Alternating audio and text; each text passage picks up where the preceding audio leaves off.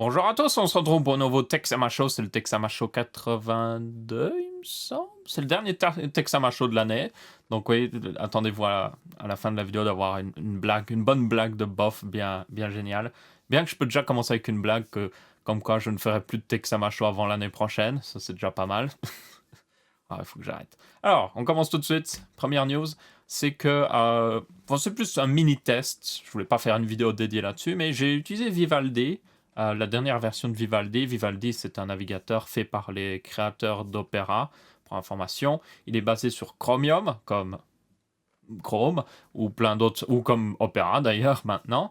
Et mais par contre, il utilise un peu, il me semble, c'est son moteur JavaScript qui est différent et tout ça. Donc, il n'est pas exactement entièrement basé sur Chromium. Et c'est même plus un fork de Chromium à ce niveau-là. Pas vraiment utiliser Chromium, c'est plus genre forker carrément.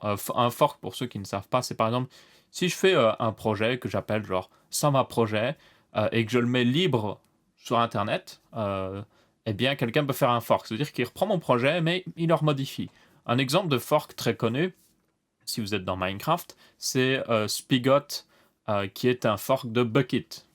Et puis il y a Pepper, qui est un fork de Spigot, qui est un fork de Bucket. Oui, ça peut devenir très compliqué, mais bon, vous avez l'impression. Du coup, j'ai utilisé Vivaldi pendant un petit moment. J'avais envie de voir vraiment s'il était bien et tout ça. Alors, il est plutôt bien. D'ailleurs, je vais vous le montrer. Voilà, voilà notre petit Vivaldi. Il est plutôt bien. Déjà, niveau interface, j'aime bien. Il est assez personnalisable et tout ça. Il est plutôt beau à regarder. Ça, c'est un point assez important. Vous avez un menu latéral si vous le voulez. Vous n'êtes pas obligé. Vous avez contrôle du zoom directement ici. C'est peut-être mieux pour les gens qui ont un petit peu plus de mal avec ça. Et il y a des bonnes options. Il y a même des trucs pour prendre des screenshots et tout ça. Pour moi, d'un point de vue fonctionnalité, il a tout ce qu'il faut. Et en plus, il continue à en rajouter. Donc ça, c'est nickel. Maintenant, moi, ce qui m'intéressait le plus, c'est voir. J'ai des problèmes avec pas mal de navigateurs. Chrome, pour moi, Chrome bug tout le temps. Juste, il devient lourd, il bug facilement, il a du mal des fois. J'ai l'impression que c'est peut-être à cause de mes comptes Google qui sont associés et que du coup, il va chercher tous les paramètres. Enfin, dans tous les cas, ça fonctionne plus aussi bien, quoi. Il est lourd, selon moi. Du coup, j'ai utilisé Firefox pendant pas mal de temps et j'aime vraiment bien Firefox. Je pense même que c'est mon préféré encore jusqu'à maintenant. Juste deux, trois problèmes avec Firefox et puis aussi le fait que, selon moi, Firefox avant était vraiment le navigateur du power user. C'est vraiment, vous pouviez vraiment le personnaliser comme vous vouliez et tout ça. Un peu comme la Vivaldi à l'heure actuelle. Et puis finalement, ils l'ont simplifié à mort et maintenant il ressemble comme deux gouttes d'eau à Chrome, mais évidemment, il tourne pas de la même manière que Chrome. Donc j'aime assez bien Firefox, même s'il a ses petits problèmes. Le cas de Vivaldi, alors c'est un peu plus compliqué. J'aime assez bien, il est rapide. Si vous voyez, je clique sur Ars Technica, ça charge rapidement, c'est génial. Vous avez même un petit truc, vous voyez, de chargement là-haut, il vous affiche la quantité de données téléchargées en affichant une page. Ça, c'est vraiment pas mal parce que ça vous permet de voir un peu ce que ça consomme une page. Vous voyez que YouTube, par exemple, consomme beaucoup de données, 4,6 MO pour charger la page. Parce qu'il charge aussi une vidéo, une pub plutôt. Mais il y a quelques fois, j'ai quand même des problèmes, ce qui, je pense, va me faire revenir sur Firefox. Vraiment, des fois, je charge un site et il se passe rien en fait. Vraiment, il se passe rien. Et puis d'un coup, il charge le site. Et je comprends pas trop. Il y a même des fois, ce que je comprends pas, il est installé sur mon SSD, Vivaldi, son cache est sur le SSD, tout est sur le SSD, mais des fois, je sais pas pourquoi, il essaye d'accéder à un de mes disques durs. Peut-être qu'il essaye d'accéder au disque dur où il y a les dossiers téléchargement, mais j'ai envie de dire, pas besoin d'aller voir les téléchargements si je veux aller juste naviguer sur le web. Donc ça, c'était un petit peu bizarre, je n'ai pas trop compris. Parce qu'évidemment, je laisse les disques durs se mettre en veille, vu que la plupart de mes disques sont des SSD, tout ça, mon système est sur SSD, tous mes programmes sont sur SSD, tout est sur SSD chez moi. Il y a juste, genre, j'utilise le disque dur pour le téléchargement et pour l'enregistrement. Pur, simple. Du coup, j'étais un peu étonné et ça m'a un peu déçu parce que ça réduit un petit peu les performances pour rien. Et surtout, je sais pas si ça vient de là, mais c'est bizarre ces temps de chargement. Donc ça, c'était l'un des vraiment gros problèmes que j'avais. Mais globalement, ça reste quand même un assez bon navigateur. Bon, c'est dommage qu'il soit basé sur Chromium. Euh, D'ailleurs, selon moi, le navigateur le plus rapide que j'ai jusqu'à maintenant, selon moi, je pense que c'est Edge. Vraiment. C'est assez étonnant à dire, mais Edge est réellement rapide. Il y avait même un article comme quoi Edge avait été ralenti exprès par Google sur YouTube. Donc ça, c'est plutôt pas, pas très bien de la part de, justement j'allais dire, de Google, voilà. Je me souvenais plus de leur nom. J'aurais dû aller sur Google pour retrouver leur nom, ça aurait été plus simple. Du coup, je voulais un petit peu en parler parce qu'il y a un petit peu le débat justement des navigateurs et tout ça en ce moment. Tiens, il y a des vidéos. Oui, comment faire un empire tall sur Stellaris. Faut pas que je joue à Stellaris maintenant, sinon je vais pas en finir. Il y a une nouvelle extension qui est sortie. Enfin bref. Donc ouais, je voulais en parler parce qu'il y avait pas mal de débats là-dessus avec Edge et tout ça. Et ouais, globalement, je vous dirais, moi, mon top c'est Firefox. Il reste relativement rapide. C'est pas le plus rapide, Vivaldi est plus rapide, mais il reste globalement meilleur selon moi. Le plus rapide, Edge. Selon moi, celui qui devrait être le meilleur dans le futur s'il continue à être bien développé, Vivaldi, clairement. Euh, et Chrome, juste à la ramasse, c'est n'importe quoi. Donc ouais, voilà, c'était juste une petite section là-dessus. On va fermer. Au revoir. Au revoir, Vivaldi. Vous pouvez le télécharger, évidemment, il est libre de téléchargement. Il me semble il est juste sur Windows pour le moment, mais c'est un assez bon navigateur. Ensuite, prochaine news, c'est au niveau de la RTX 2060 qui est à peu près officielle. Apparemment, elle va même sortir début d'année prochaine, genre vraiment début d'année prochaine. Donc pendant le CES, certainement, ou en tout cas être annoncé pendant le CES. Et du coup, on a premièrement le coût, justement, $349. Il y a certains vendeurs en Europe qui l'ont affiché à plus de 400 €. Ça me semble être un peu haut quand même. Après, évidemment, ça reste Nvidia, donc on ne sait jamais. Mais ouais, $349. Et alors, il y a des trucs assez bizarres, mais regardons juste globalement les specs. Donc vous voyez que niveau spec, elle est pas si loin d'une 2070, vraiment. Ce qui est assez étonnant d'ailleurs. Enfin, on pourrait se dire que c'est assez étonnant. Parce que la 2070, par exemple, en général, était toujours plus proche de la 2080, alors que là, vous voyez, il y a une plus grosse différence entre la 2080 et la 2070 qu'entre la 2070 et la 2060. Mais bon, du coup, à peu près le même niveau de puissance, comme je dis. Elle utilise aussi un seul whip-in au niveau de l'alimentation, ce qui est un petit peu dommage. Je pense qu'ils auraient pu... Ouais, ils auraient pu, pas forcément, mais je pense que ça aurait été bien d'avoir une version genre juste avec un 6 pin, mais bon, c'est pas grave, si elle est puissante derrière, c'est ce qui compte. 160 watts annoncé d'ailleurs de consommation, 6 Go de RAM, on en parlera un petit peu plus tard parce qu'il y a un truc bizarre. Et niveau performance, comme vous pouvez voir, alors ce qui est bizarre, c'est que ils mettent la comparaison par rapport à la 2070, mais après ils mettent des chiffres avec une 1080 par exemple, c'est un peu spécial. Mais bon, globalement, elle est à peu près au même niveau de puissance d'une 1080. Après, c'est un premier test, c'est pas à prendre avec évidemment des pincettes. Quand tous les full tests seront sortis de tous les sites, on peut comparer tout ça. Mais globalement, ce qui semble ressortir, c'est qu'elle est pratiquement au niveau d'une 1080. Pas exactement, ça dépend les jeux.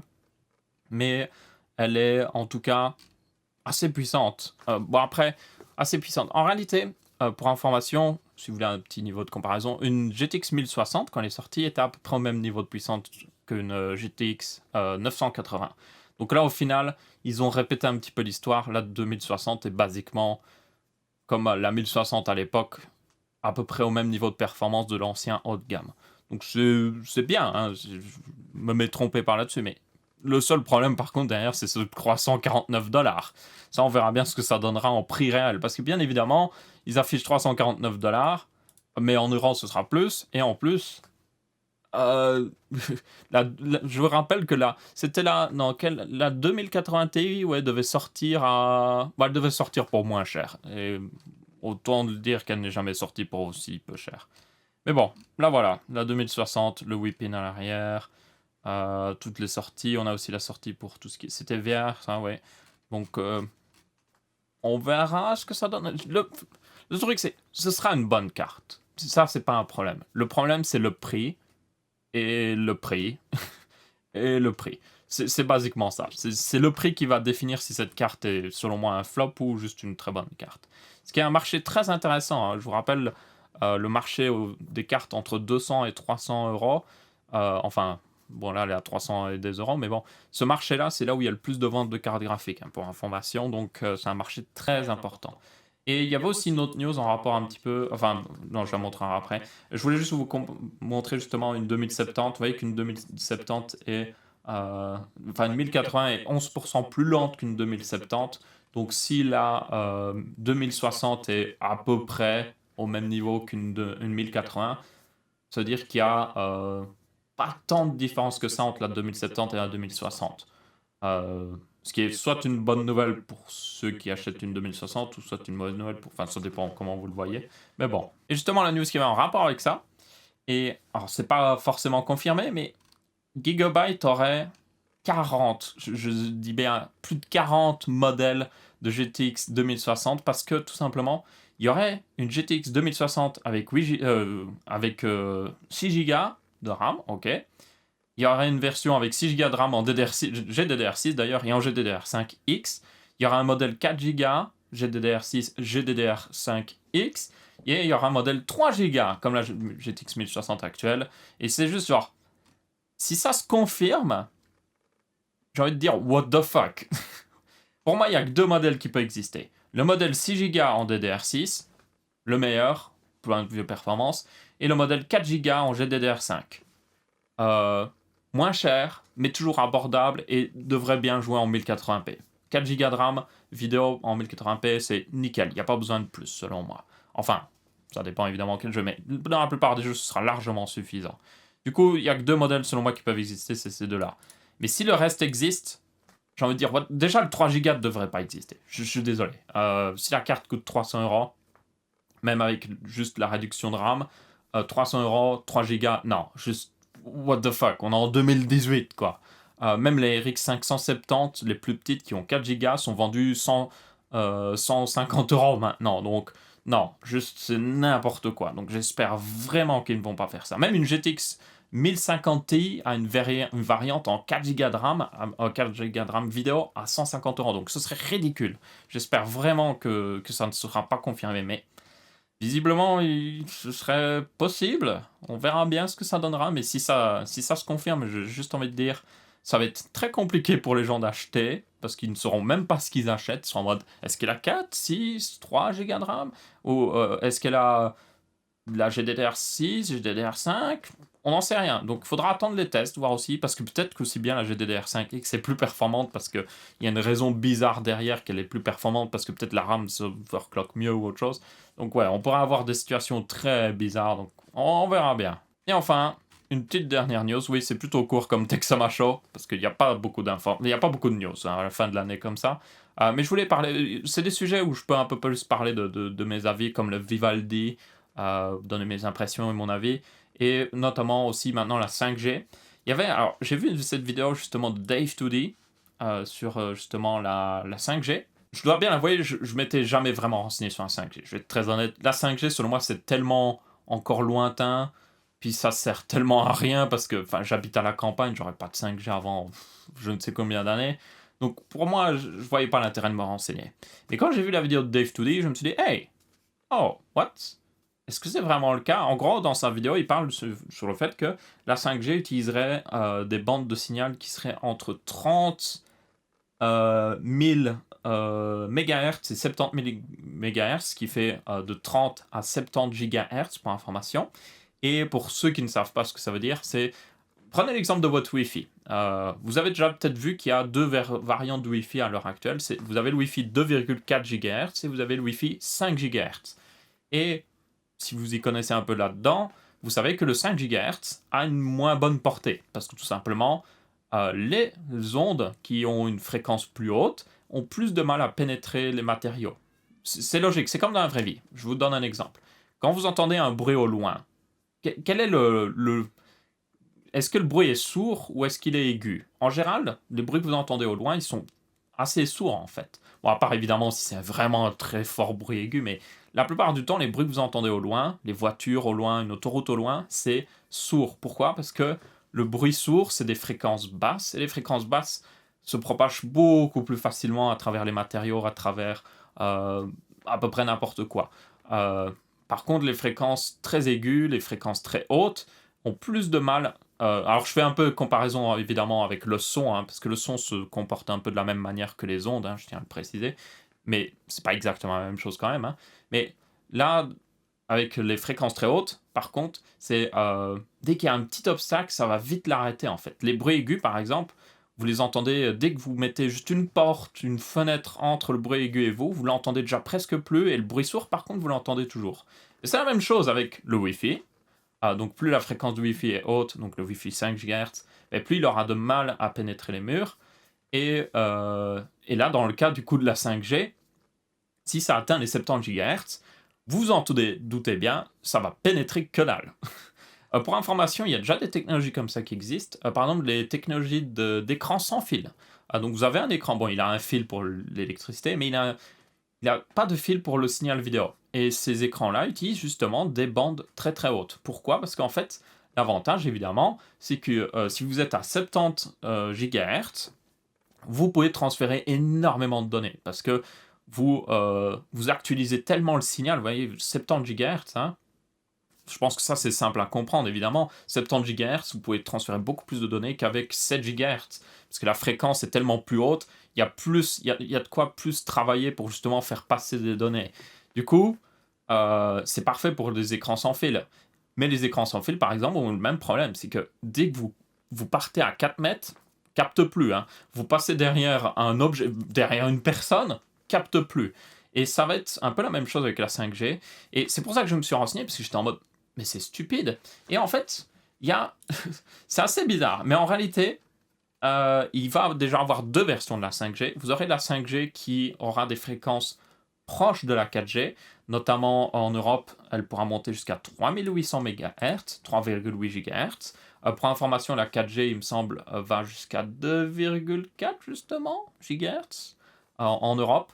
Donc vous voyez, ça va un peu plus haut, donc ça devrait permettre plus de bandes passantes et aussi un meilleur ping, parce qu'évidemment, plus la fréquence est haute, plus on a un meilleur ping. Donc ça, c'est toujours un bon truc. Et du coup, ben, ça, c'est plutôt une première bonne nouvelle, c'est que oui, il y aura une version genre avec une fréquence pas trop haute. Donc celle-là aura un petit peu moins, elle pénétrera moins facilement les murs, hein. Comme je dis, plus c'est haut, plus vous avez du mal à traverser un mur ou autre chose. Donc elle aura un peu plus de mal que la 4G, mais ça ira encore. Et la version très haute fréquence, que vous avez par exemple aux États-Unis jusqu'à 70 GHz, en fait c'est spécifique aux États-Unis. Et c'est assez étrange d'ailleurs là-dessus, j'étais vraiment étonné. Mais les États-Unis vont aller. Alors d'abord, ils ont quand même des fréquences qui partent de 27 GHz, donc ça, à mon avis, ce sera plus utilisé genre dans les lieux où il y a des murs, justement. Mais ça arrivera quand même un peu à pénétrer, je suppose, ça arrivera quand même à pénétrer un petit peu des objets pas trop épais, donc ça devrait aller. Et puis vous avez, à mon avis, le modèle 700. Le 70 GHz, pour moi, c'est pour les endroits ouverts. Genre, vous avez une place. Vous mettez une antenne juste à côté de la place, et les gens qui sont dans la place, ils ont meilleure connexion au monde, quoi. C'est à peu près ça, quoi. Par contre, en Europe, comme vous pouvez voir, et c'est selon moi mieux en fait, en Europe, on aura des bandes, les plus hautes bandes, autres que justement les bandes basse fréquence, hein, comme je vous ai montré là. Parce que oui, il y en aura aussi d'ailleurs à 790 MHz, donc ouais, celle-là, ce sera vraiment basse. C'est les bandes haute fréquence, ce sera de 24,25 à 27,25. Et alors, vous allez me dire, quelle est la meilleure justement? Comme j'ai dit, techniquement, ça c'est la meilleure. Mais si vous partez du principe qu'il y a littéralement aucun objet dans le passage. Sauf qu'on sait tous qu'il y a toujours un objet dans le passage. Du coup, selon moi, la stratégie de l'Europe est beaucoup plus intéressante. Et si vous regardez même, quel est le pays où il y a déjà de la 5G? La Corée. La Corée utilise des bandes de 26,5 à 29. Ce qui a sensiblement la même chose que l'Europe, légèrement plus haute. Donc si la Corée fait ça, c'est que c'est certainement la meilleure façon de le faire. Parce que comme je vous dis, c'est les maîtres de la 5G, ils ont déjà énormément de 5G là-bas, en test, évidemment pas forcément pour tout le monde. Ils ont déjà des smartphones 5G techniquement, mais bon. Donc ouais, je voulais en parler parce que c'est un sujet assez important. Bon, évidemment, ça ne concerne pas tout le monde et tout ça, mais je voulais surtout aussi en parler, peut-être que des gens avaient vu cette vidéo de Dave Toody, donc c'est pas totalement vrai ce qui est dit sur la 5G, notamment le fait que ça captera toujours mal. Non, il y aura une 5G moins rapide. Ah, ça, il faut tenir compte. Elle sera moins rapide, mais elle captera quand même suffisamment bien pour être utilisable. Par contre, oui, même à 24 GHz, ça va avoir du mal à pénétrer les murs, hein, je peux vous le dire, hein. Moi, je vois l'exemple. Les maisons modernes, très bien isolées. Heu, Moi, j'ai des gens dans ma famille qui ont construit une maison moderne, du coup très bien isolée, genre vraiment bien isolée, hein, c'est même très bien parce que même l'hiver, si le soleil est présent, juste le soleil qui traverse les vitres suffit à chauffer la maison pratiquement. Genre, vous chauffez déjà une bonne partie de la maison avec ça. Parce que vous avez du triple vitrage jusqu'à du triple vitrage dans les vitres, pour information. Donc c'est vraiment extrêmement bien isolé. Mais le problème, c'est que quand vous êtes dans cette maison-là, je peux vous le dire, ça capte pas. Juste, ça capte pas. Même la 4G, la 3G même, qui est plus basse fréquence, ça capte pas. Et c'est incroyable. Donc, bon après, je tiens à préciser la personne chez qui justement j'ai pu voir ça. Ils étaient déjà mal placés par rapport à l'antenne, hein, je tiens à le préciser. Mais quand même, euh, ça veut dire que si vous avez... C'est ça qui est un peu bizarre, c'est où est-ce que vous allez mettre de la 5G? Dans les quartiers modernes, dans les nouveaux quartiers, dans les quartiers avec beaucoup de population. Mais les quartiers modernes, ils ont des bâtiments très bien isolés parce qu'ils sont modernes. Et du coup, bah, ça va mal capter. Donc ouais, c'est un peu ironique quand même. Donc je reste assez partagé sur cette nouvelle technologie. Ce sera bien, évidemment. Ça devrait permettre quand même des très bonnes vitesses, tout ça, mais juste, il y a une telle fréquence. Il y a aussi un coût assez important à la 5G. Il faut un modem assez rapide, évidemment, pour supporter. Il faut plus d'antennes dans le téléphone pour mieux capter, justement, pour compenser le fait que la fréquence est assez haute. Et aussi, d'ailleurs, un truc qu'il faut savoir, c'est que les téléphones déjà modernes, vous avez déjà des antennes, et c'est pour ça qu'on a un peu passé à des arrières en verre, même si selon moi on pourrait utiliser des arrières en plastique, même si ça fait pas haut de gamme, ça marche quand même très bien.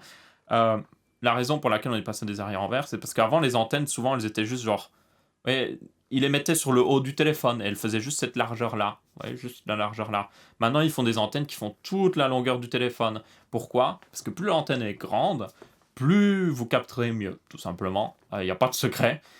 Et donc, euh, c'est aussi pour ça qu'il y a des arrières en verre. Mais là, ça veut dire que même avec la 5G, on utilise déjà le maximum de taille du téléphone. Donc, ils vont quand même avoir du mal. Même avec des antennes supplémentaires, seulement, ils vont avoir du mal quand même. Après, peut-être la solution, ce serait de faire revenir le bon vieux... Vous sortez l'antenne du téléphone. Mais bon, je ne crois pas que ça n'arrivera. Mais, ouais, peut-être. Qui sait? Il y a peut-être... Je suis pratiquement sûr qu'il y a une compagnie qui serait capable de le faire. Enfin bref. Dans tous les cas, c'était la 5G. Je voulais en parler parce que c'était plutôt intéressant, vu que c'est un sujet qui est de plus en plus amené. Mais ce que vous devez retenir, selon moi, c'est que ça va prendre du temps à être mis en place.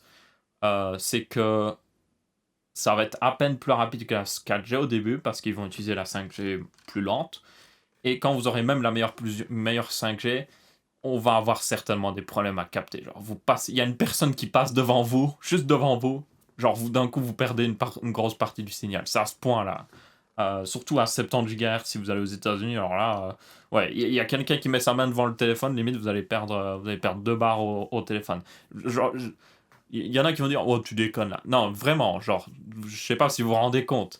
Plus vous avez une haute fréquence, plus vraiment le moindre petit obstacle peut vraiment. Et aussi le temps, hein, s'il pleut, il y a de l'eau dans l'air. L'eau, ça va arrêter aussi une bonne partie des fréquences, hein, parce que l'eau, c'est parfait pour arrêter les fréquences, hein. Donc, ouais, c'est. Je reste partagé là-dessus, mais je pense que c'est assez intéressant comme sujet. Donc, dites-moi ce que vous en pensez justement de la 5G et tout ça. Et maintenant, on passe à la section où on lit les commentaires, justement. Alors, oui, évidemment, le premier truc, c'est Meme Review. Évidemment, forcément, ça allait arriver. Alors, ils sont en avance Apple avec leur iPad pliable et plié dans la boîte. Carrément, genre, c'est Samsung vient à peine d'annoncer un téléphone pliable. Apple, ils ont déjà la technologie, aucun problème. Et il y avait déjà une blague comme ça qui existait d'ailleurs. It's not a bug, it's a feature. Oui, c'est à peu près ça. Alors, je tiens à préciser par rapport à ce sujet, ça arrive avec n'importe quel constructeur de tablette, même d'ordinateur portable très fin, d'avoir réellement... Il y a une marge de tolérance. Techniquement, n'importe quelle tablette est légèrement pliée, parce qu'elle n'est pas parfaitement droite. Mais la marge, si je me souviens bien dans l'industrie, donc c'est d'un côté à l'autre de la tablette, la marge c'est normalement moins d'un millimètre en fait. Ici, dans ce cas-là, c'était plusieurs millimètres, hein, dans certains iPads qui sortaient de la boîte. Donc, c'est pas normal. Ça peut arriver, évidemment, mais si ça arrivait, normalement, Apple ne devrait pas être en mode oh, c'est normal, c'est juste notre fabriqué de production. C'est ça que je comprends pas en fait. C'est juste dis-le juste que ben il y a eu quelques fails et que à cause du fait que le nouvel iPad est tellement fin, ben, il y en a quelques-uns qui ont été un peu pliés pendant la production. Dis-le, juste avoue quoi, et remplace-les et puis hop, c'est fini. Personne n'en débat pendant 3 heures. Le problème vraiment ici, c'était juste leur réaction, vous voyez, genre, c'est normal, c'est juste vous qui n'aimez pas la nouvelle technologie Apple pliable ou je ne sais quoi. Enfin, c'est basiquement un peu ce qu'ils faisaient, mais bon. On a aussi Valentin qui dit qu'apparemment, il n'y a qu'un seul tunnel de sécurité avec le tunnel sur la Manche. Et c'est vrai qu'il y a des tunnels où il n'y en a qu'un. Et ça m'étonnerait pas que c'est dû au fait que ben, le tunnel sur la Manche a coûté pas mal d'argent à être fait, parce que ben, c'est sous la Manche quand même, hein, c'est une sacrée avancée technologique hein, de faire un truc pareil. Du coup, ouais, un seul tunnel, ça semble plus logique. Après, le tunnel sur la Manche n'est pas emprunté par les voitures directement, il est emprunté par des trains, ce qui est totalement différent selon moi, parce que ben, les trains sont beaucoup plus contrôlés et contrôlables aussi. Il y a beaucoup plus de systèmes en place pour éviter les problèmes. Et comme c'est un train aussi, le tunnel est un peu plus grand. Donc il y a plus de place pour mettre certainement des systèmes d'aération et tout ça en cas de problème et tout ça. Et puis je suppose que le train a des systèmes d'urgence qui peuvent aider les gens même à survivre en cas de problème ou autre chose. Donc ouais, c'est assez différent selon moi, vu que ben, les voitures, c'est pas des gens qui conduisent, parce que les gens sont cons des fois, hein, on va être très honnête. Il y a des gens, ils sont pas capables de conduire correctement. Et s'ils vont dans un tunnel, ça arrive d'avoir des accidents. Là, avec des trains, ça arrive beaucoup moins souvent, évidemment, parce que les trains sont sous contrôle. Donc ça m'étonnerait pas qu'ils ont fait qu'un seul tunnel de sécurité, parce que bah, ils se disent, bah, c'est des trains, hein. Genre ça arrivera beaucoup moins souvent d'avoir un accident ou autre chose.